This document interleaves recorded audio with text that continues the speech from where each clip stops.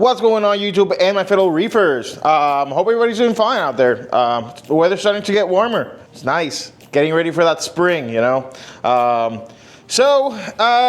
I think we're due for a tank update. I've gotten plenty of comments and questions about the nanos, and yeah, so I think I'm just gonna make this video and address a lot of concerns that I've heard from my viewers, and I think we'll get some questions answered here, hopefully. So today I'm gonna break down the costs. I know when I did this, when I did the unboxing video and everything like that, this was a Christmas present, so I did not go over the cost, but I will go over everything from top to bottom, what I have going on, the new additions, and let's do some water testing. I will also be going over what has been my routine maintenance and what I have been dosing in this tank.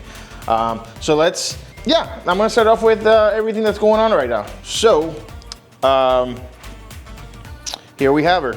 And I am running sort of like white lights with this tank. I'm not running all blue, so I don't need a filter or anything. This is like how it actually really looks. I added my first anemone there, and it's opening up real nice. The colors are really, really nice. It's a bubble tip. It's kind of small right now. My clowns are doing awesome. They're getting along. They're coming up to the glass now. Hey friends. Oh, you guys are so cute. They are so adorable. I can't get over how awesome these guys are, and the patterns are so nice. The male actually back there, he almost has like a heart-shaped pattern. And of course, I cannot give my fish some love without her wanting love as well. You're getting jealous, Nala. But yeah, so what do we have here so far? Obviously, we got the lights, we have the skimmer, where everything's back here tucked in. I added a automatic feeder with a feeding station. So this tank is actually pretty hands-off, to be honest. I don't even have to feed the fish anymore. And underneath here, let me move these things. When we open up the cabinet, I have a light that turns on. It's a sensor light, so I can see what I'm working with. I have the Sentia doser, single doser. Right now, I'm only dosing alkalinity. Once the tank starts uptaking calcium with coralline algae and other things, I will be maybe transitioning into the Alpha Reef. But yeah, and then I have the automatic top off. It's the Duetto 2.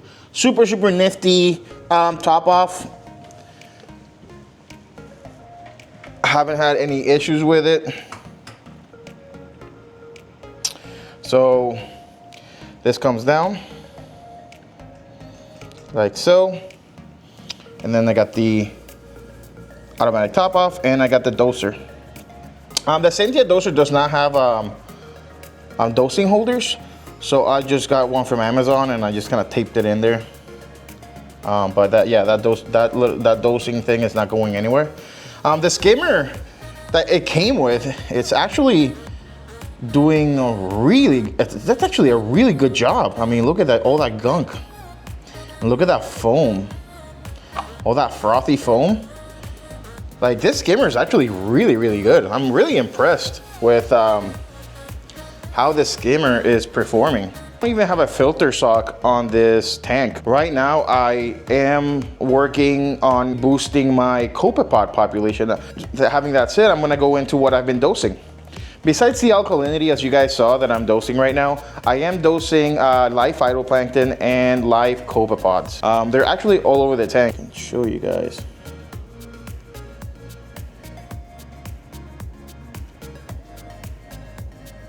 So you see those little white spots in the glass there?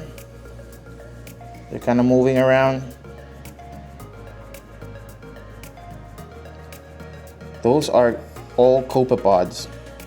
One of the reasons why I haven't scraped the side glass is I want that film algae on the glass and on the back glass. That way the copepods can just eat away. You know, I think it's very important to keep a nice food source for those copepods.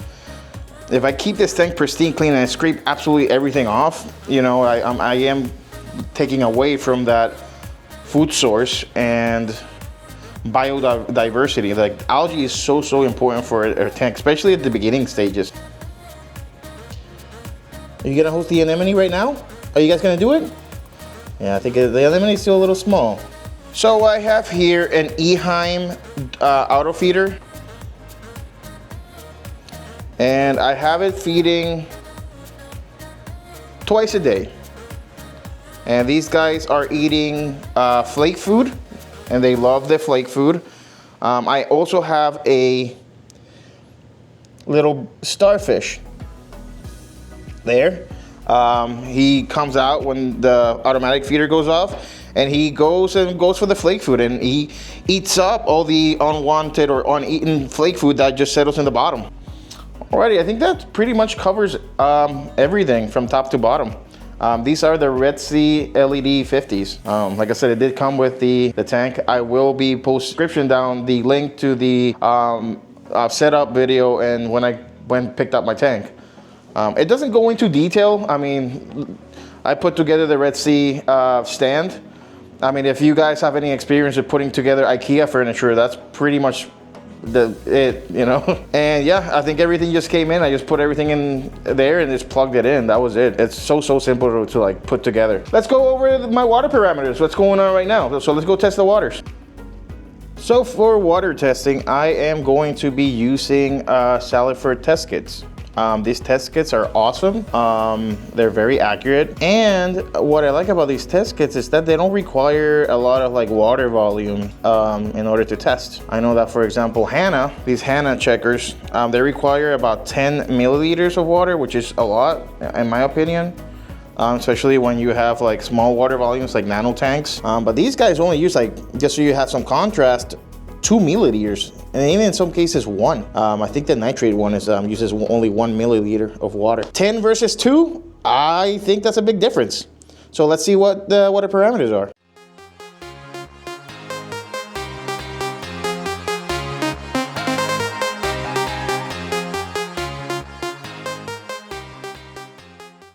Alrighty, for calcium we have 400. Maybe like 390, 400.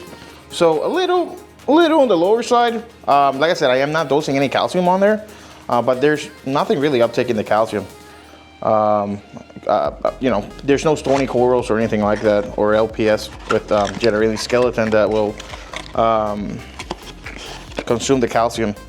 So let's take a look at what the alkalinity is.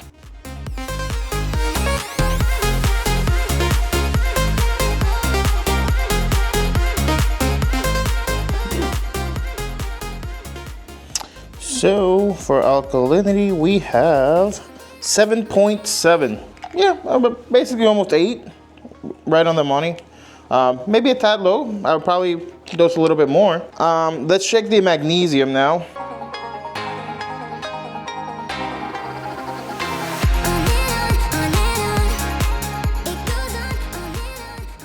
It says here about 1350.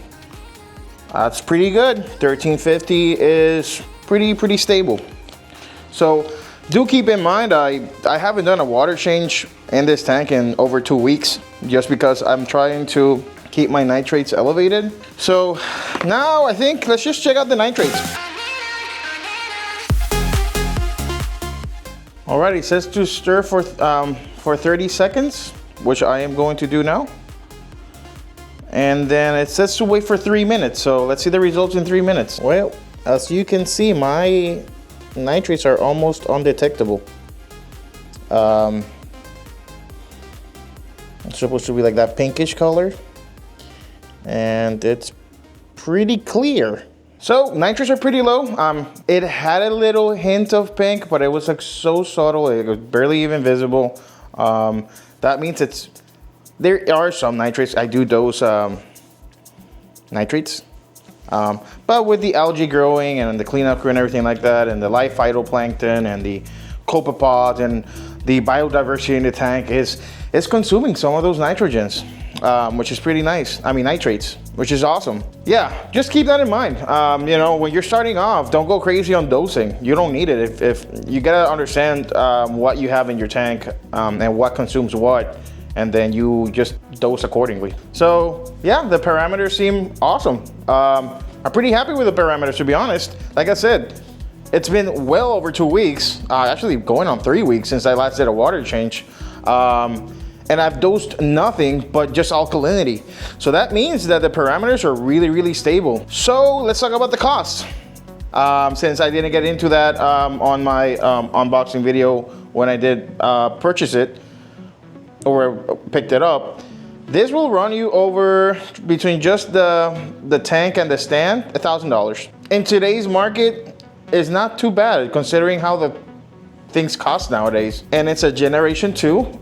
Red Sea did make a lot of adjustments with the Generation 2. A lot of people were asking me also, hey, I'm worried that my tank will leak, because I've heard things online about Red Sea having leaky tanks. Red Sea took that into consideration when making the G2s. Now I also want to add that these new Generation 2s have reinforced seams.